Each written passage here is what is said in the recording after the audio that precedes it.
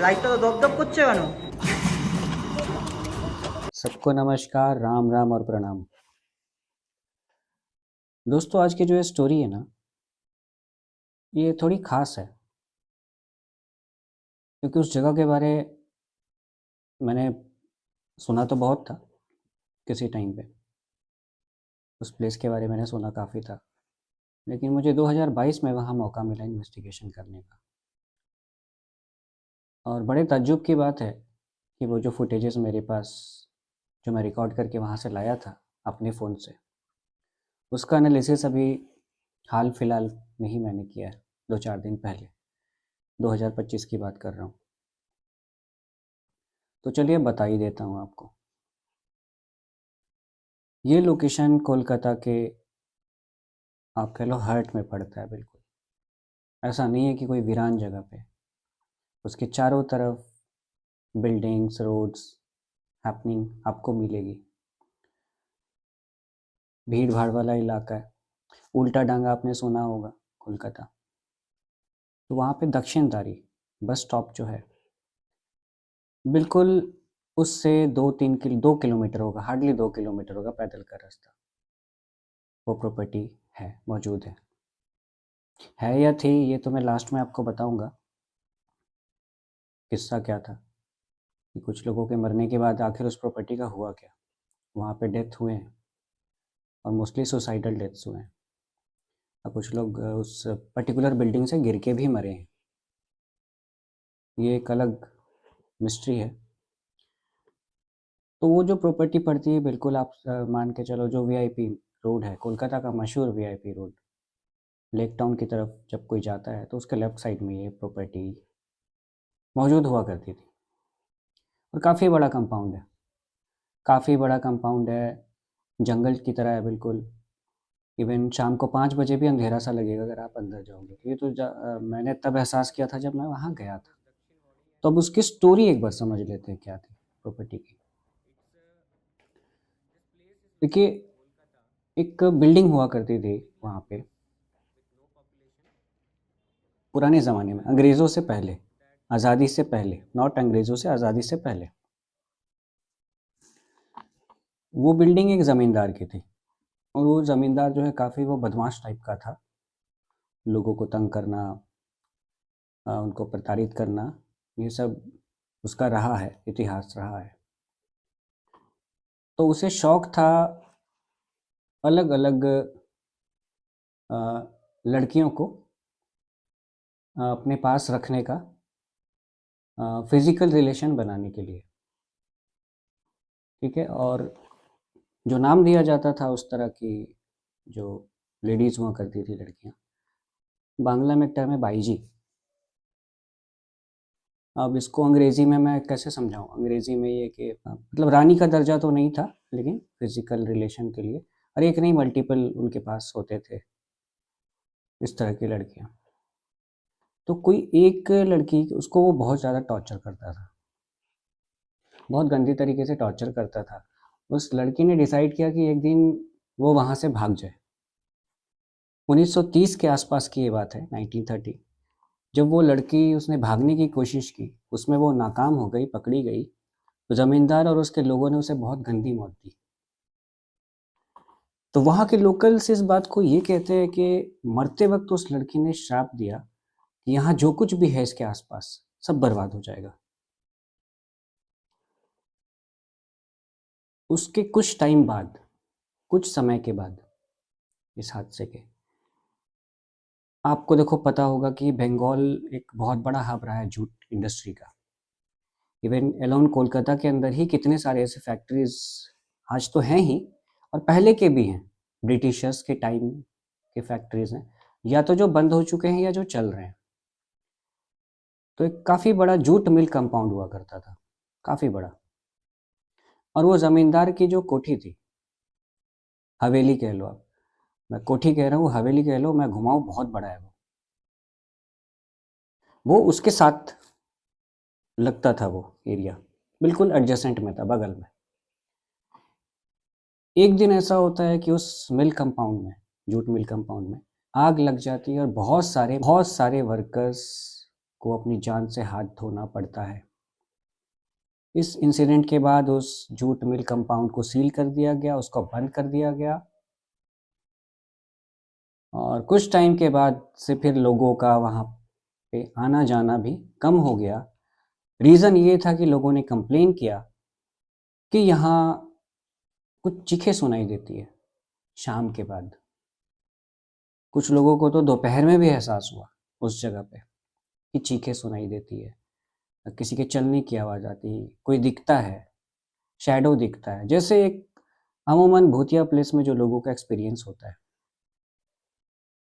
और वो जो बिल्डिंग, कोई मेंटेनेंस नहीं, कुछ नहीं, एक तरीके से दिन ब दिन, सालों सालों, कितने साल हो गए, कोई मेंटेनेंस उसका नहीं, कुछ नहीं।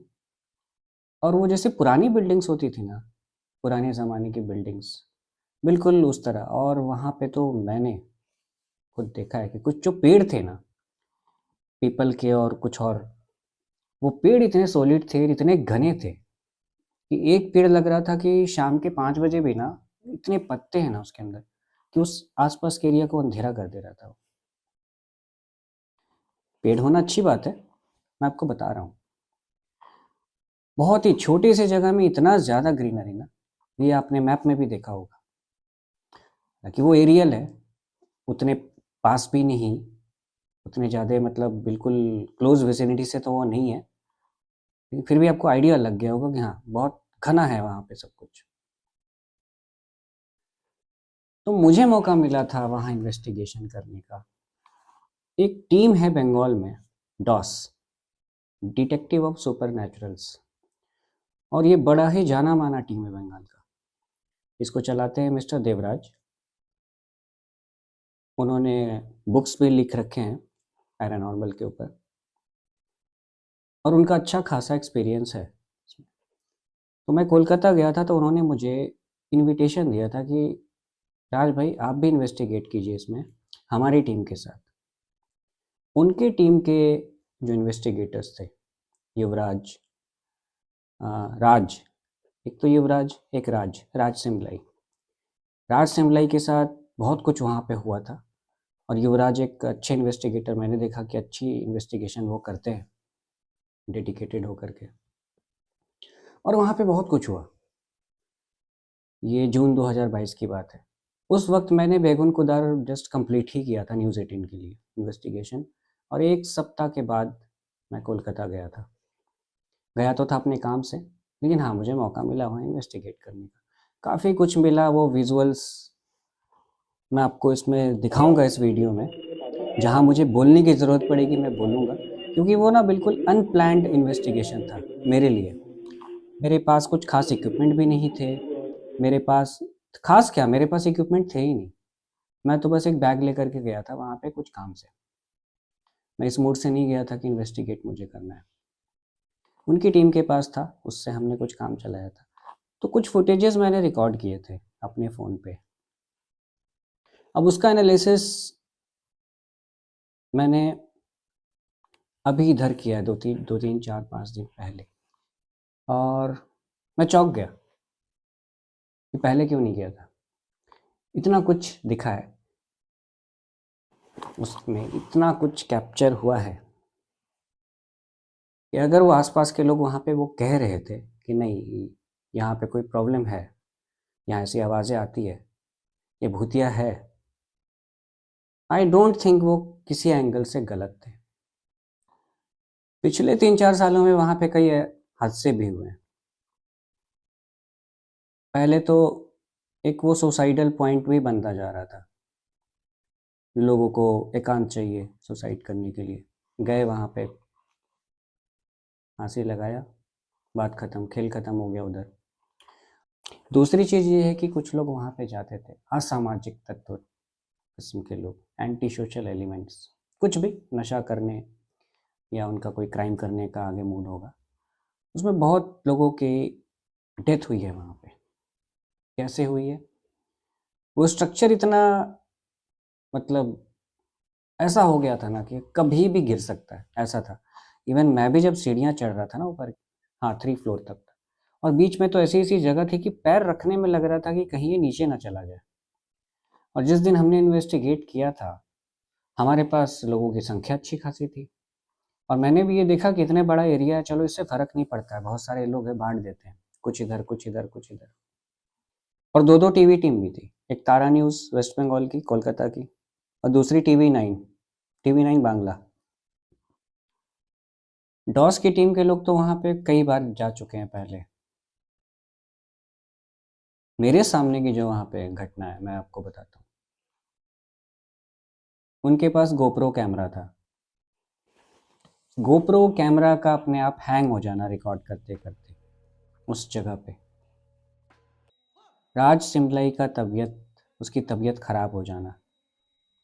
देखो मैं ना थोड़ा स्केप्टिक इंसान हूँ, तो मैंने सोचा कि पता नहीं यार ये ऐसा क्यों कर रहा है? मुझे लगा इंटेंशनली कर रहा है वो।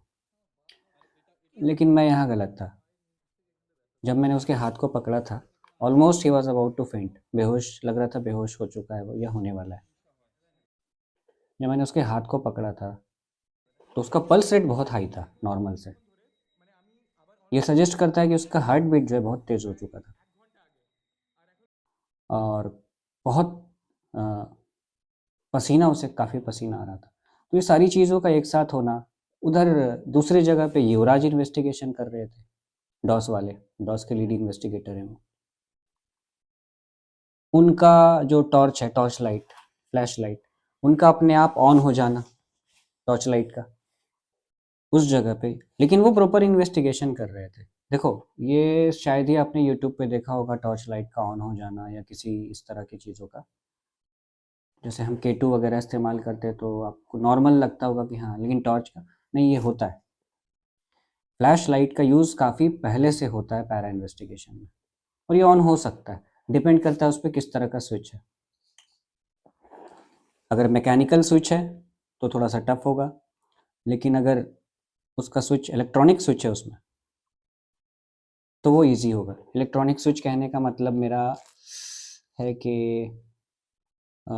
जैसे आप अपने मोबाइल को जैसे टच करते हो ना, कुछ भी टच स्क्रीन जो होता है, एक तरह के स्विचिंग ही कर रहा है ये टच स्विच आपने देखा होगा कई जगह पे गए होंगे कि आप टच करते हैं तो दरवाज़ा खुल जाता है या लाइट जल जाती है। That is called electronic switch, उसमें ट्रांसड्यूसर्स होते हैं। ठीक है, हर तरह का स्विच होता है, वाइब्रेशन पे कुछ ऑन ऑफ होना, टच पे होना। और मैकेनिकल तो हमारे घर में होता है, ऊपर किया तो बंद, नीचे किया तो ऑन। सारी चीज़ों का एक साथ वहाँ पे होना। और ताज्जुब की बात है कि इतनी खतरनाक गर्मी थी कोलकाता में, हम पसीने पसीने थे वहाँ जाने से पहले या वहाँ जब तक थे। अचानक से बहुत तेज बारिश आई और बहुत तेज हवा चल रही थी। हार्डली 10 से 15 मिनट बहुत तगड़ी बारिश हुई होगी। उसके बाद सब कुछ इतना कूल कूल सा हो गया वहाँ पे। फुटेज में आप देखेंगे तो आपको कुछ कुछ समझ में आएगा। हमारे साथ लोग बहुत थे और कुछ ऐसे भी लोग थे जो पैरा इन्वेस्टिगेटर नहीं है। उनको शौक था कि वो एक बार इस तरह की चीज़ को देखें। और उसमें हमारे कुछ जानकार थे कोलकाता के, उन्होंने रिक्वेस्ट किया था कि सर हमें भी जगह दो। आए थे वो, अ, 2 लेडी थी और एक तारा न्यूज़ की न्यूज़ एंकर, हाँ वो थी। टीवी 9 वालों को बुलाया था, हाँ देवराज ने बोला था उनको वहाँ जाने के लिए। और टीवी 9 के 1-2 और लोग थे। और हमारी तरफ से हाँ, एक और कोई एक लड़की थी, उसे भी काफ़ी शौक था, कोलकाता की थी वो, कि ये सब एक बार चीज़ देखना है। But they were not from core paranormal line. लेकिन देखो मैं ये कहना इसलिए चाह रहा हूँ, किसी को कोई प्रॉब्लम नहीं आई बाद में कि वहाँ से गए हैं और कोई प्रॉब्लम आ गई उनको, किसी के साथ कुछ नहीं हुआ। हाँ, वहाँ वो डरे थे।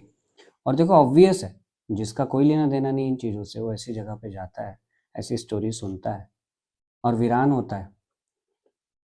वहाँ पे अच्छे खासे लोगों की संख्या थी, बट फिर भी मैंने क्या किया था, मैं टाइम टू टाइम छोटा टीम बना देता था कि 2 आप इधर करो, भाई अब 4 उधर करो, और मैं थोड़ा घूमता हूँ। लेकिन मुझे वहाँ सबसे ज़्यादा जो डर लग रहा था ना, मुझे डर लग रहा था बिल्डिंग का। पता नहीं, बार-बार ऐसा लगता था कि पता नहीं बिल्डिंग कब गिर जाए, पता नहीं कब गिर जाए बिल्डिंग। और अगर ऐसा कुछ होता तो सब के सब, सारे के सारे पैरा हो जाते उधर ही। और पिछले के पिछले साल 2023 में, हाँ शायद 2023 में, बंगाल गवर्नमेंट ने उसे कंप्लीटली डिस्ट्रॉय कर दिया, बिल्डिंग को तोड़ दिया, क्योंकि हादसे हो रहे थे वहाँ पे। हादसे हो रहे थे, लोग जाते थे, चढ़ते थे फोटो लेने के लिए, सेल्फी लेने के लिए, और कोई गिर जा रहा था। और ऐसे नहीं गिर रहा था, वो स्ट्रक्चर का कोई पार्ट है उसके साथ ही नीचे गिर जा रहा था, और ऐसे डेथ हुए वहाँ पे। तो उसको तोड़ करके एक, और अभी मुझे ये बात मालूम नहीं थी, जब मैं 2024 दिसंबर, 1 दिसंबर की बात, जो मेरी एक वीडियो है मेरे यूट्यूब पे कोलकाता कब्रिस्तान की, मैंने ट्राई मारा था अगेन वहाँ पे। मैंने सोचा अकेला कुछ करके देखता हूँ यहाँ पे। मेरे साथ विशाल था, कोलकाता का जो मेरा फ्रेंड है। मैंने ये सोचा था उसको बुलाता हूँ, वहाँ पे जाता हूँ। जब मैं वहाँ गया तो मैं हैरान हो गया। मुझे रास्ता तो याद था, सब पता ही था मुझे कहाँ जाना है, कैसे जाना है, लेकिन मैं हैरान हो गया। एंट्री होने के बाद फिर मुझे बिल्कुल चेंज चेंज सा लगा। मैंने देखा ना बिल्डिंग है, ना स्ट्रक्चर है, ना कुछ है।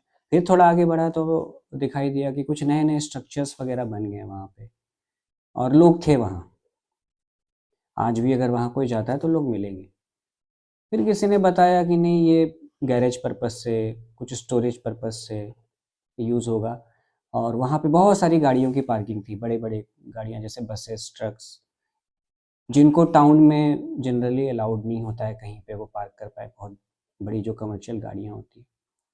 उन्होंने बताया कि ट्रांसपोर्ट से रिलेटेड कुछ वेस्ट बंगाल गवर्नमेंट को ये बनाना जा रही है, इनका ये प्लान है। और वो जगह अब नहीं है, लेकिन हाँ वो था वहाँ पे, काफ़ी कुछ था। अब तो वहाँ के लोग बताएंगे आने वाले टाइम में कि उनको कुछ एहसास होता है कि नहीं होता अब भी, जबकि सब कुछ डिस्ट्रॉय हो चुका है, वो प्लेन हो चुका है। दोस्तों, जो भी था वीडियो में वो हमने एक तरीके से प्रेजेंट करने की कोशिश की है, बहुत सारे लोगों से कंसल्ट करके। डॉस के लोगों ने तो वहाँ पे कई बार इन्वेस्टिगेशन किया है। इस वीडियो के डिस्क्रिप्शन में मैं लिंक दे दूंगा आपको, डिटेक्टिव ऑफ सुपरनैचुरल्स कोलकाता वाली जो पैरानॉर्मल टीम है उनका, उनके चैनल का, उनको भी आप सब्सक्राइब कर लीजिएगा। तो आपको तरह तरह के वीडियोज़ उनके मिलेंगे, तरह तरह के लोकेशंस के, और उनके टीम में बहुत सारे मेंबर्स हैं, आप उनके बारे में भी जान जाएंगे। दूसरी बात, ये जो वीडियो आपने देखा ना, ये एक, हमने एक स्टोरी बताया, और जो फैक्ट्स हमारे पास या जो फुटेजेस थे उसको लेकर के हमने आपके सामने रखने की का इसको कोशिश किया है। क्या लगा आपको? बहुत लोग कहते हैं कि उनके अंदर कुछ इस तरह के शक्ति होती, वाइब्स होते हैं कि वो जगह को देख करके भी उनको कुछ कुछ एहसास होता है। खैर, ये एक अलग टॉपिक है। इसका जो नेक्स्ट पार्ट होगा ना, नेक्स्ट पार्ट में एनालिसिस है, और ये एनालिसिस हाल फिलहाल किया गया, पहले भी बताया मैंने किया है अपने एंड से, और राम अशोक जी ने किया है, और दोनों दोनों साइड का किया। दोनों साइड इन द सेंस, जो मेरे कैमरे में कुछ कैप्चर हुए थे, मेरे या मेरे साथ जो कुछ लोग गए थे वो, और डॉस वालों के भी, उन्होंने भी फुटेज शेयर किया, उसका भी एनालिसिस हुआ है। तो जो नेक्स्ट पार्ट है ना, ये बहुत ही, मुझे लगता है बहुत हॉरर टाइप का होने वाला है कुछ लोगों के लिए। शायद कुछ लोगों के रोंगटे भी खड़े हो जाएं इसमें। उसमें कुछ कुछ ऐसी चीज़ें अभी, जितना मैं देख पाया हूँ लैपटॉप पे, सारा तो नहीं देखा हूँ, बट जितना कुछ देख पाया हूँ, समझ पाया हूँ, कि जब आप नॉर्मल वीडियो देख रहे होते हैं ना, आप देख रहे होते हैं, कुछ चीज़ें गुजर गई या नोटिस नहीं कर पाए, लेकिन जब आप उसको, कहते हैं ना, चील की आँख चाहिए इन चीज़ों को देखने के लिए। और अगर आपको थोड़ी जानकारी है कंप्यूटर की, सॉफ्टवेयर की, तो फिर ये काम और भी आसान हो जाता है, जिसमें राम अशोक जी माहिर हैं। तो आज के लिए इतना, इंतज़ार कीजिए नेक्स्ट वीडियो का। सबको राम राम, प्रणाम।